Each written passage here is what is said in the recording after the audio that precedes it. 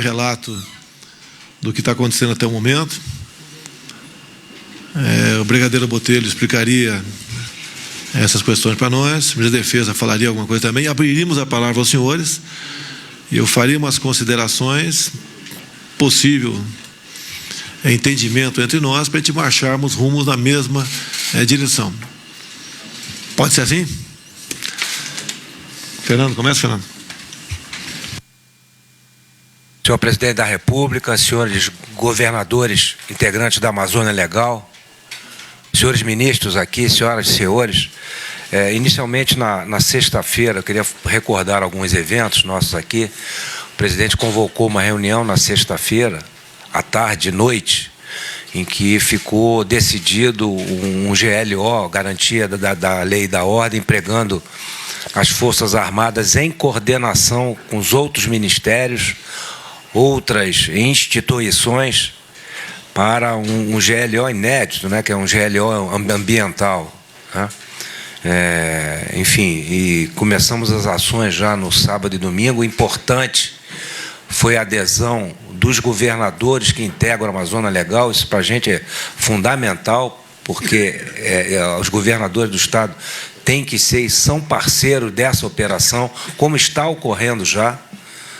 Porque senão nós íamos ficar restrito às coisas da unidade de conservação, terras indígenas. Fizemos um planejamento inicial, que o chefe do Estado-Maior Conjunto das Forças Armadas, o brigadeiro Botelho, vai apresentar aqui muito rápido. As ações foram criados 2 comandos conjuntos, um comando militar do Norte, com sede em Belém, e outro comando militar da Amazônia, em Manaus, mas com abrangência em toda a Amazônia. Aí já tem ações sendo desenvolvidas em alguns pontos que o brigadeiro Botelho vai adotar agora. Presidente, então, sem demora, aí, eu queria pedir para o brigadeiro Botelho apresentar aos presentes aqui as ações iniciais nossas. São 2 coisas. Uma coisa importante para a gente é o respaldo legal. As Forças Armadas não podem atuar, mesmo num GLO ambiental, mas por trás tem algum combate de ilícitos e outras coisas aqui. Então, presidente, com a permissão do senhor, eu peço ao brigadeiro Botelho para fazer uma apresentação breve. Senhor presidente, senhores ministros aqui presentes, senhores governadores presentes, meu cordial bom dia. Eu sou o tenente brigadeiro Botelho, chefe do Estado-Maior Conjunto das Forças Armadas, vinculado ao Ministério da Defesa. Nós vamos fazer a apresentação, os senhores têm na tela aqui, à frente dos senhores, no monitor, assim como tem lá na tela maior, a Operação Verde Brasil. Assim foi identificada essa operação de GLO ambiental, para que nós identifiquemos qual o tipo de operação que nós estamos realizando. Podia passar o... Então, o amparo legal, como foi falado pelo nosso ministro da Defesa, nós, inicialmente, na semana passada, houve uma reunião do presidente com os ministros, onde foi feita uma exposição de motivos e identificada a necessidade de um decreto de garantia da lei e da ordem voltado para os crimes ambientais, e assim foi feito, um decreto presidencial, que eu vou mostrar mais a seguir o texto do decreto. Em estabelecido o decreto, de acordo com a legislação, o ministro da Defesa, na sua atuação, ele estabelece a diretriz ministerial, esta que orienta o chefe do Estado-Maior Conjunto, na sua estrutura de Estado-Maior Conjunto, para que estabeleça as suas instruções de emprego das forças militares e as regras de engajamento para as unidades militares, assim como quais são as agências e demais órgãos que estarão envolvidos na operação. E desta minha diretriz são feitos os planos operacionais e táticos decorrentes. Próximo, por favor. Esse é o decreto do senhor presidente, do dia 23 de agosto de 2019, onde no seu artigo 1º, ele autoriza o emprego das Forças Armadas em GLO para ações subsidiárias, num período determinado, porque a GLO tem uma característica, ela tem que ser num período determinado, de 24 de agosto a 24 de setembro de 2019, numa área estabelecida, as áreas de fronteiras, nas terras indígenas, nas unidades federais de conservação ambiental e em outras áreas dos estados da Amazônia Legal que assim o requererem esse apoio. Assim, serão feitas ações preventivas e repressivas contra delitos ambientais e também, no seu inciso número 2, levantamento e combate a focos de incêndio. O artigo 2º do decreto do presidente: o emprego das Forças Armadas, nas hipóteses previstas nesse decreto, fica autorizado em outras áreas da Amazônia Legal, caso haja requerimento do governador do respectivo estado ao presidente da República. Eu vou mostrar à frente os estados que já requereram, praticamente todos os estados da Amazônia Legal já o requereram. Próximo, por favor. Em feito o decreto, o ministro da Defesa estabelece a sua diretriz ministerial, onde ele delimita quais são as ações a serem desenvolvidas nessa operação. A área da fronteira, também as mesmas terras indígenas, unidades federais de conservação, outras áreas de estados que o requererem, ações preventivas, repressivas contra delitos e para o combate contra incêndio, seja ele legal ou ilegal, nós estaremos atuando. Por favor, o próximo. Esta é a área do nosso teatro de operações. No jargão militar, nós utilizamos essa expressão, o TO, é o teatro de operações, é toda a Amazônia Legal, os estados que estão inseridos nesse contexto. Próximo, por favor.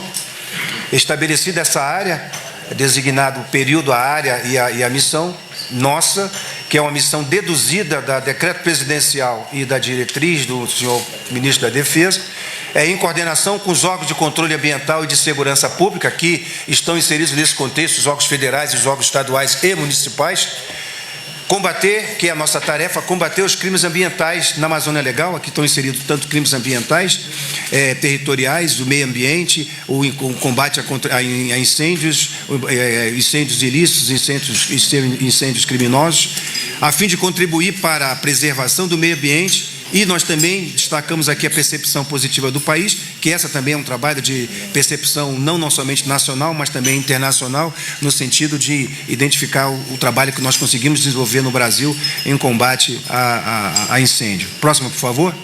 Com isso, estabelecida a nossa missão, nós colocamos aqui a coordenação operacional, a partir daí está estabelecida com a estrutura que eu falei para os senhores, e coloquei aqui como uma máxima que juntos somos mais fortes, porque não estamos somente as Forças Armadas envolvidas nesse processo, estamos tem as estruturas da Presidência da República, Secretaria de Governo, a SECOM-PR, GSI, assim como os demais agências que os senhores veem aí, dos ministérios, todos envolvidos. Aqui está no nível executivo federal, mas também está no níveis estaduais, as suas superintendências, as suas agências, coordenadores locais e no nível municipal. Então, todos estão envolvidos nesse processo sob a coordenação operacional de comandos conjuntos estabelecidos para isso. Próxima, por favor. Para os senhores entenderem bem qual é a nossa estrutura militar de defesa no contexto de uma GLO, nós temos aqui à esquerda o nível, 4 níveis, que é um nível político, um nível estratégico, um nível operacional, um nível tático. O presidente, que é o comandante supremo das Forças Armadas, ele fez o seu decreto de GLO e, por intermédio do ministro da Defesa, estabelece a sua diretriz. O ministro da Defesa, no seu nível, ele interage com os demais ministérios envolvidos na questão, o Ministério do Meio Ambiente, Ministério da Justiça, Ministério da Agricultura, enfim. E o Estado-Maior Conjunto, subordinado ao Ministério da Defesa, ele orienta o planejamento das ações, a coordenação geral das ações, e nós interagimos aqui com as agências, seja a Polícia Federal, seja o ICMBio, seja o IBAMA, seja o ABIN, enfim, todas as agências envolvidas nesse processo, a Agência Brasileira de Cooperação do MRE, e mais abaixo. Aí, com isso, o decreto do Comandante Supremo, ele estabelece que nós ativemos comandos operacionais, que estão aqui no nível operacional. Foi estabelecido 2 comandos operacionais, que eu vou mostrar a seguir. É um comando militar da Amazônia, o Comando Militar do Norte, aproveitando as estruturas deles. Ele estabelece um comando conjunto e, no nível dele, operacional, já interage com os estados, com as suas superintendências, agências e coordenadores locais, defesa civil local, que os senhores estão envolvidos nesse contexto como governadores. E as forças que são adjudicadas são no nível tático, uma força naval componente da Marinha do Brasil, terrestre do Exército Brasileiro, da Força Aérea, o comando, um apoio logístico e todas as demais agências nesse nível tático que nós vamos interagir. Por favor, o próximo. Então, os 2 comandos que foram estabelecidos, operacionais, ativados pelo seu presidente, foi o Comando Conjunto da Amazônia, que abarca esses estados, o estado de Rondônia, Acre, Amazonas e Roraima. Então, hoje, o quartel-general do Comando Conjunto da Amazônia, ele foi estabelecido no Centro Regional de Vigilância em Porto Velho. Tem já a estrutura estabelecida, ali é uma instalação do Sensipan, do Centro do Sistema de Proteção da Amazônia. Temos toda a capacidade instalada nesse Centro Regional de Vigilância. Já estão lá desde sexta-feira estabelecidos. Próximo, por favor. E o Comando Conjunto do Norte. O Comando Conjunto do Norte abarca os estados do Tocantins, Maranhão, o Amapá e o Pará. Todos esses estados aderiram e requereram o apoio da GLO ambiental. Então, os 9 estados que compõem a Amazônia Legal estão inseridos no contexto a partir do dia 24. Próximo, por favor. O Comando Conjunto, agora eu vou passar os comandos conjuntos, vou falar rapidamente apenas as ações que já foram adotadas, o planejamento executado e que nós já temos de alguns resultados, por favor. Nós colocamos aqui uma série histórica para identificar que isso é um problema comum, recorrente nessa época do ano, devido à estiagem, seca, temperaturas elevadas, mais ou menos, mas desde 2016 que há incidências de focos de incêndio em toda a região. Eu só peguei uma região aqui, da área do Comando Militar da Amazônia, que eu mostro para os senhores que 2019 não está sendo diferente. É o trabalho que nós estamos identificando justamente para a percepção nacional e mundial de que esse trabalho já é feito de maneira corriqueira e corrente. Por favor. Próximo, por favor. É outra imagem aqui, os senhores podem ver a data de 24 de agosto, quando foi decreto do presidente de iniciariam as ações da GLO ambiental, Operação Verde Brasil. Nós já atuamos, e no dia 26, é uma imagem de ontem, recente, pelo Sistema da Proteção da Amazônia, do Sensipan, e ele, por intermédio da sua constelação de satélites, identificou que já houve o visual da região já mudou, o recrudescimento dos focos de queimadas, houve o apoio da Força Aérea em termos de emprego de lançadores de água, também houve uma chuva nesses 2 dias, enfim, todas as ações mudam o cenário em apenas 2 dias, isso denota a capacidade de mobilização, de planejamento e de atuação conjunta das Forças Armadas, em coordenação com todos os órgãos dos governos dos estados, e assim como as prefeituras, os municípios, todas as estruturas que os senhores têm nos seus estados. Próximo, por favor. É mais uma imagem. No dia 24 para hoje, o dia 26, no estado do Acre, na situação no Acre, também houve a redução em termos de focos de incêndio. Próxima, por favor. Nós temos aqui o início das operações, foi na sexta-feira, 23 de agosto, já disponibilizamos esse efetivo de brigadistas, seja de voluntários de outros estados, seja dos estados dos senhores, o IBAMA, as agências locais, militares de CMBio, dos Corpos de Bombeiros Militares de Rondônia, brigadista, 12 brigadistas, CMBio local, agências, superintendências, militares do Exército Brasileiro, da Força Aérea Brasileira, os meios, viaturas, caminhões, ambulâncias, enfim, todo esse aporte de recursos, equipamentos e pessoal, de maneira que nós conseguimos cumprir a nossa missão da melhor maneira possível. Próximo, por favor. Outro ciclo de atuação é só para exemplificar, que a gente levanta os pontos de acordo com a inteligência identifica quais são os nossos pontos focais em termos de ação, a gente estabelece quais equipes iremos atacar, se vai ser equipes por terra, aeronaves, helicópteros, lançamento de água, enfim. Saem as equipes, fazem a sua missão, e eu tenho aqui uma imagem de um radar que detecta as informações que vêm de satélites, e uma antena, e eu tenho um avião da Força Aérea Brasileira lançando aí 12 mil litros de água sobre a floresta, no local que foi identificado por reconhecimento prévio de que se deveria atacar determinados focos de incêndio. Próximo, por favor. A Operação Verde Brasil, a previsão até dia 28 de agosto, já temos pré-planejado essa ação, uma força-tarefa de Xingu e a força-tarefa de Príncipe da Beira, onde nós vamos empregar todos esses meios listados aqui abaixo, e para atacar esses pontos que já estão sendo identificados, que são pontos em focos de incêndio, que nós vamos estar atacando aqui até o dia 28. E vai se seguir esse planejamento, senhores, até o dia 24 de setembro, e nós certamente vamos modificar essa situação, esse cenário em apenas um mês, e não somente agora, mas também como essa ação é uma ação continuada durante o ano todo por todos os órgãos envolvidos na questão. Porém, a GLO é até o dia 24 de setembro. Próximo, por favor. Rondônia, só uma imagem. As equipes, os brigadistas, as Forças Armadas, aqui demonstra bem a integração em todas as agências, os órgãos e as Forças Armadas, na coordenação operacional de todos, e os senhores viram as imagens que realmente estamos conseguindo deflagrar aí e combater o incêndio na floresta amazônica. Próximo. Agora eu vou dar outro comando operacional estabelecido, é um comando conjunto do Norte, aproveitando as estruturas do Comando Militar do Norte. Então, estamos fazendo a formação também de brigadistas para ajudar militares, onde não tem o número de brigadistas menor, a gente ajuda com as Forças Armadas, formamos esses militares para atuar também na ação de combate a incêndio. Próximo, por favor. Ainda a formação de brigadistas. Próximo. Alojamento, estou identificando aqui para os senhores verem, já está tudo especificado, as agências, os bombeiros e voluntários, militares, todos estarão ali, nós vamos disponibilizar alimentação, alojamento, apoio, todo o suporte necessário para que a gente consiga cumprir a nossa missão. Pode passar, por favor. Reconhecimento aéreo pela Força Tarefa Componente, aqui é um avião do ICMBio, que o apoia a sua tripulação, está envolvida no processo de combate a incêndio também, por favor. Próximo. A Força Aérea, a Marinha do Brasil com um helicóptero H-36 também na região do Pará. Próximo, por favor. Aqui tem uma foto que saiu na mídia bastante sobre a reunião já do general Paulo Sérgio, lá, comandante militar do Norte, que ele é comandante operacional lá, o comandante do Comando Conjunto do Norte, com o nosso governador, Helder Barbalho, presente aqui na reunião, onde os senhores já têm toda uma integração entre nível federal, estadual e municipal. Próximo, por favor. Ações de andamento, emprego de aeronave da Marinha em Altamira vai ser feita junto a essa localidade Brasil Novo. Atuação na região do Bico do Papagaio, em Araguaína, em Tocantins.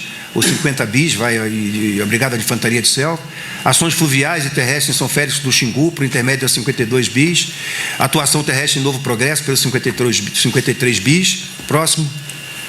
Reunião de integração com as agências para definição de ações a realizar. Essas reuniões são feitas diariamente, no dia anterior, às ações previstas no dia seguinte, com inteligência, com imagens, com meios, comunicações, equipes, enfim. No dia seguinte, as equipes saem e cumprem as missões pré-planejadas no dia anterior. Pode seguir. 700 brigadistas, capacitação de 700 brigadistas, chegando a 1.500 até o final da semana. É a nossa capacidade de mobilização e acelerar o processo de capacitação de pessoas para fazer o ataque aos incêndios. Também um assiso ambiental, que é uma maneira de uma ação cívico-social, maneira de nós também integrarmos toda a sociedade local para a compreensão e entendimento da mentalidade do que é o incêndio na mata. Próximo, por favor. Essas são a estrutura que nós montamos para fazer a GLO ambiental, que é a Operação Verde Brasil. Muito obrigado, senhor presidente. Então, senhores, isso aí foram as ações iniciais, né, não só das Forças Armadas, mas com os vários outros ministérios, e o governo estadual é importante para a gente em relação a isso, e está acontecendo isso aí. Presidente, do Ministério da Defesa, foi essa apresentação, são as ações iniciais somente aí.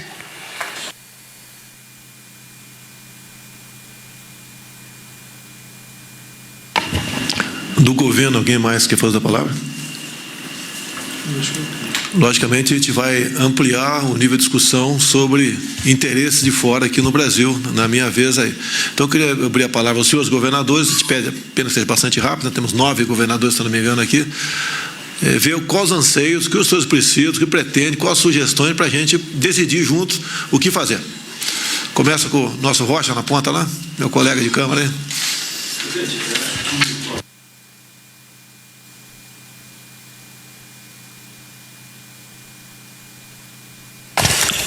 Acho que o problema dos estados da Amazônia é basicamente o mesmo, a falta de recursos para fazer frente a esse momento que nós vivemos.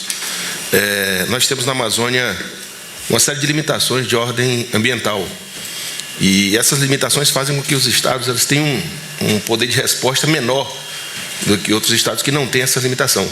Então, acho que eu creio que o discurso aqui vai ser comum. O que nós precisamos é de ajuda do governo federal para fazer frente a esse momento que nós vivemos, que não é nada de anormal, não é nada, aliás, é um momento difícil, mas que é um momento que nós vivemos todo ano. Todo ano nós temos a repetição desses focos de incêndio na Amazônia. Isso não é uma novidade, não começou ontem, e o que nós precisamos é da ajuda do governo federal para fazer frente a esse momento. Deixa eu ver se eu entendi. Falou em problema ambiental. Aproximadamente quanto por cento do teu estado, o Acre, está tomado no tocante à reserva indígena, nós temos estação ecológica? Quanto é que está inviabilizado de fazer qualquer coisa? Nós temos de área aberta. Rondônia, desculpa aí. Acre. Urbana e rural. Não deu rocha, tá ok. Acre. Tem 2 rochas. Área urbana e rural, aproximadamente nós temos área aberta, 14%. O resto é floresta. Então, 86% você não pode fazer nada no teu estado. 86% você não pode... Nós temos uma série de qualquer atividade humana nossa não pode ser realizada. Temos restrições de ordem ambiental. Então, um estado que tem 86% do seu território inviabilizado para até a exploração sustentável não existe. Agora, há poucos dias atrás, nós tivemos um problema. Nós temos aí alguns projetos de manejo que a forma, pelo menos, que se recomenda para explorar a floresta, e nós tivemos aí 15 dias no sistema do IBAMA fora do ar. Isso fez com que todos, empresas, o próprio Estado deixou de arrecadar recursos por conta dessa paralisia do sistema do Sinaflor. Eu estive aqui em Brasília conversando com o corpo técnico do IBAMA, e eles nos garantiram que esse problema foi sanado, mas é a segunda vez esse ano, por exemplo, que nós temos esse problema. Ok. Roraima, Denário. Senhoras e senhores, bom dia. Cumprimento o nosso presidente Bolsonaro, em nome de todos os ministros. Cumprimento também o nosso governador Marcos Rocha, lá de Rondônia, cumprimentando todos os governadores presentes. Senhor presidente, o Estado de Roraima, ele tem sido penalizado nos últimos 30 anos, vamos dizer assim, pelas políticas ambientais e indigenistas também. O Estado de Roraima tem 22 milhões e 500 mil hectares. Desses 22 milhões e 500 mil, 46,7% é área indígena, 20% é unidade de conservação e estação ecológica. Quando nós retiramos as áreas do INCRA, as áreas do Exército e as áreas dos municípios, sobram apenas 20% para o Estado. E desses 20%, 80% é reserva legal. E ainda dos 20% que sobra, dos 80%, tem que tirar ainda a APP. E, com isso, hoje nós temos 95% da nossa vegetação nativa preservada. Dessa forma, é praticamente impossível, se não tiver parceria com o governo federal, preservar a floresta nativa. O senhor entenda que, quando o senhor constrói um prédio de 10 andares, só pode utilizar 2, o térreo e o primeiro andar. Na Amazônia, da mesma forma. E no nosso estado, dos 20% que sobra, nós só podemos utilizar 20% desse total. Ou seja, o Estado fica impedido de produzir, trabalhar e preservar o meio ambiente também. Esse momento é muito importante, que nós temos que abrir a discussão também para executar o zoneamento ecológico e econômico da Amazônia e fazer também o zoneamento ecológico e econômico de cada estado, para fazer o ordenamento territorial de cada estado. É muito importante também fazer a regularização fundiária da Amazônia, aonde é praticamente impossível fazer uma fiscalização sem a gente saber quem é o verdadeiro dono daquela área. Ou seja, chega lá o IBAMA, houve o desmatamento, houve o corte ilegal, mas não tem dono. É área de posse e muitas vezes é uma área indígena, é uma unidade de conservação. Então, temos que fazer o ordenamento territorial do nosso estado. Isso é muito importante. E nós temos que aprender a separar os bons dos ruins. Hoje, o IBAMA chega e multa todo mundo sem nenhum direito de defesa. A Polícia Federal, senhor presidente, lá no estado do Amazonas, no Porto, eles estão prendendo todas as cargas de madeira, independente se essa carga tem origem legal ou ilegal. Com isso, no nosso estado, que nós chegamos, se a madeira, a principal fonte de exportação do nosso estado, hoje ela está se acabando. Nós não temos energia elétrica, não temos regularização ambiental, não temos regularização fundiária e temos um desemprego muito elevado. A nossa população hoje, em torno de 40% do nosso estado, as pessoas estão vivendo abaixo da linha da pobreza. Com o fluxo migratório de venezuelanos, nós saímos de uma taxa de desemprego de 8% para mais de 20% de toda a população em idade ativa, em idade de trabalho. Então é o seguinte, senhor presidente, é muito importante que o governo federal, junto com o Ministério da Defesa, também formem brigadistas locais, que vai reduzir o custo dessa fiscalização e fazer o trabalho de combate aos incêndios florestais. E é muito importante que tenha consciência que o produtor ele só pode utilizar 20% da sua área, mas ele tem que preservar 80%. Se houver qualquer um tipo de ação ilegal ou entrar um incêndio criminoso na minha área ou de qualquer um outro proprietário, aquele que é o detentor da área, ele é punido com a fiscalização muito rigorosa do IBAMA.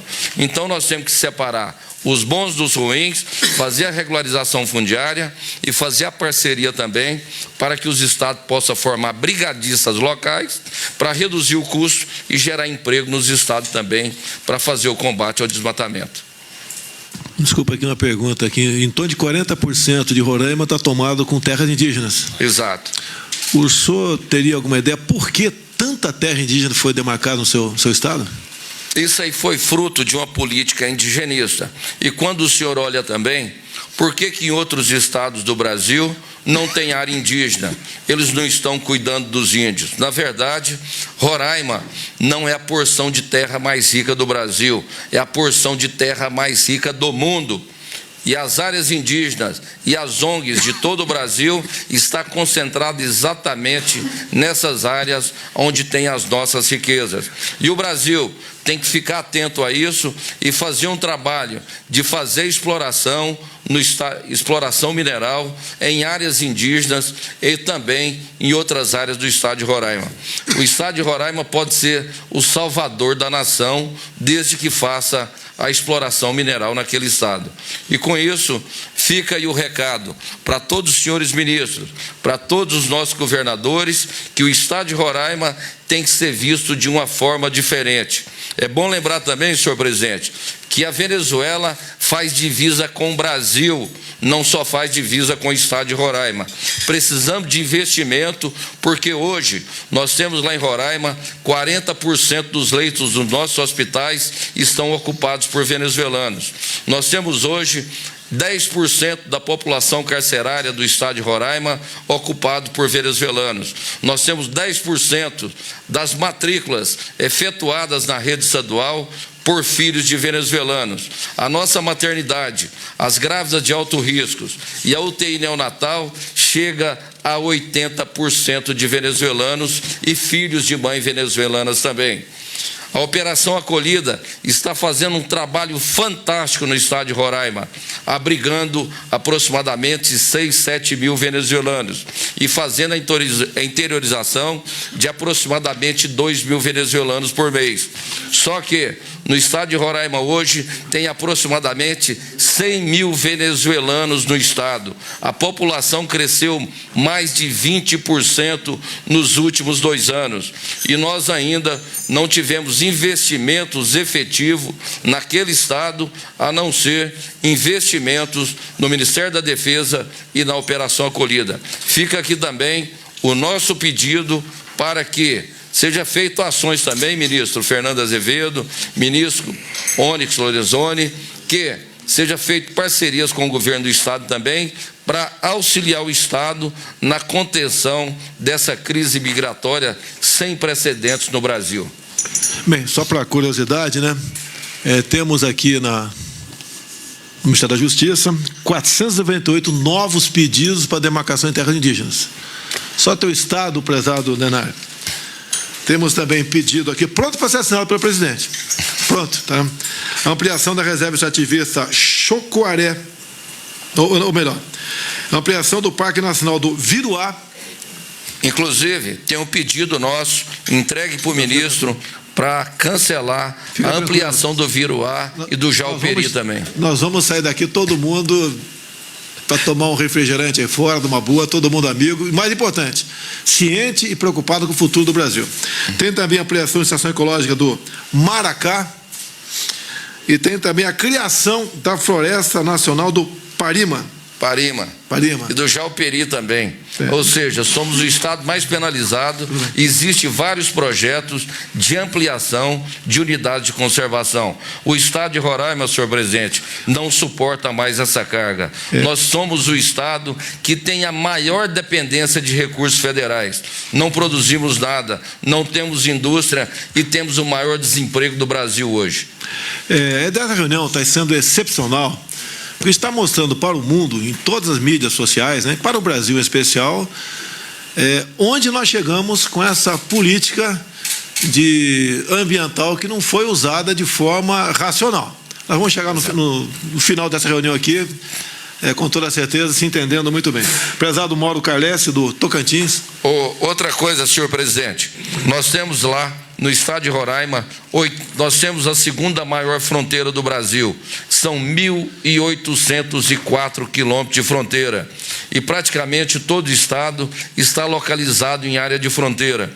Temos as glebas que foram transferidas da União para o estado, que necessita do assentimento prévio do Conselho de Defesa Nacional para que a gente possa fazer a regularização fundiária nessas glebas. Outra coisa, recebemos lá uma força-tarefa do INCRA, uma força-tarefa da SPU, fazendo os destaques das áreas inalienáveis da União. Solicitamos agora ao senhor presidente que reúna o Conselho de Defesa Nacional e nos dê o assentimento prévio para que a gente possa iniciar o processo de regularização fundiária. Carlesse, por favor. Bom dia a todos, bom dia, presidente. O nosso caso não é diferente também. O estado de Tocantins, ele, além de ter índios, reservas indígenas, um exemplo é a Ilha do Bananal. Nossa ilha ela é uma área altamente produtiva, lógico, poderia ser produtiva, uma extensão enorme e hoje ocupada por índios. Mas, de qualquer maneira, nós temos lá 6 APAs, 2 reservas, uma federal e uma estadual, que ocupa 45% do estado de Tocantins. E, além disso tudo, nós temos algumas áreas que é 80% de reserva, que nós estamos meio misturado, e algumas áreas 35%. Na verdade, a gente consegue liberar para o produtor 17%, que é muito pouco, no centro do Brasil, uma área totalmente produtiva. E isso nos leva ao atraso, na verdade. Não produzimos nada, essas áreas indígenas também não produzem nada, estão matando os índios, na verdade, essa é a realidade. Você vê a situação desses indígenas nessas regiões totalmente precária, né? Que não adianta ter milhões e milhões e milhões de terra e esse povo também está morrendo lá por falta de assistência. Então, eu vejo que nós aqui temos o mesmo problema e eu penso de uma forma legal. Eu penso assim, nós temos que fazer o dever de casa, todos nós governadores, respeitando o meio ambiente, mas respeitando também a nossa população que está aí passando necessidade e precisando crescer, desenvolver e comer. Essa é a nossa realidade. São essas minhas palavras. E tudo que o governo federal puder nos ajudar, dando-nos o apoio para, neste momento, os incêndios, que todos os anos nós fizemos um trabalho, tem uma pesquisa de 2012 para cá, não é diferente. Todos os anos são a mesma quantidade de fogo nessa época da seca que nós estamos vivendo. Essas são minhas palavras e vamos juntos aí, vamos lutar por esse Brasil que tanto precisa. Um abraço no coração a todos. Só para a gente se informar melhor, quem está nos assistindo, esse problema ali do Bananal, para escoar parte do que você produz, você percorre, se não me engano, mais 200 quilômetros. Dá para ser... assim, na verdade, assim, o Tocantins ele é divisa do Mato Grosso. Nós temos aí a Ilha do Bananal, que é uma área indígena, que nós estamos até trabalhando nessa estrada, que é para poder tirar a produção do Mato Grosso, atravessando a Ilha do Bananal, que dá 80 quilômetros só. Essa produção tem que andar mais de 1.000 quilômetros para chegar no porto. Então, você vê, são coisas básicas, coisas que não atrapalham o meio ambiente, não atrapalham nada. Ao contrário, ajuda, né? São 80 quilômetros, até já conversei com o Mauro. Nós estamos trabalhando num projeto... Trechinho curto? 80 quilômetros ou eu? Não, é isso mesmo. Desculpa. Lembra que o senhor levou? Sim, eu levei, nós estamos trabalhando. O que nós precisamos? A liberação para que a gente consiga fazer a abertura. Já está aberta, é uma estrada que já está aberta. Economiza em quanto tempo, qual espaço que você reduz? Economiza 1.000 quilômetros. Nós saímos do Mato Grosso e chegamos à rodovia, à ferrovia, com 180 quilômetros. 80 quilômetros da Ilha do Bananal e mais 100 quilômetros que chega até a rodovia, que é norte-sul. Imagina o que vai dar de economia, o que vai ser competitivo o nosso produto lá fora. Por falta de uma licença ambiental, nós estamos brigando. Bom, o Estado Tocantins tem 30 anos, está 30 anos brigando. Eu espero que agora seja liberado para a gente dar um impulso, não só no Tocantins, não só no Mato Grosso, mas para o Brasil. Muitas reservas têm o aspecto estratégico, que alguém programou isso. Tá? O índio não faz lobby, não fala a nossa língua e consegue hoje em dia ter 14% do território nacional. Vou fazer no final um breve histórico sobre isso aí. Mas isso tem a intenção, uma das intenções é nos inviabilizar. É isso? Justamente, eu acho assim, o índio, se for, no nosso índio do estado de Tocantins, se for visitar eles estão vivendo precariamente, com todas essas terras que estão em poder deles. Então não é normal, alguma coisa não está certa. Se eles estivessem vivendo uma vida de rei, se eles estivessem usufruindo daquilo que eles têm, eu até concordo, vamos dizer assim, eles têm o direito. Agora, minha opinião, os índios que estão nessas áreas, lá no Tocantins, estão vivendo precariamente. Então, tem um motivo disso. E eles querem se integrar à sociedade, querem energia elétrica, eles querem ser o que nós somos. Eles querem ter, é isso aí, nós temos o maior índice de índios, porque eles não conseguem ter a mesma situação, a mesma qualidade de vida que tem os seus jovens das cidades.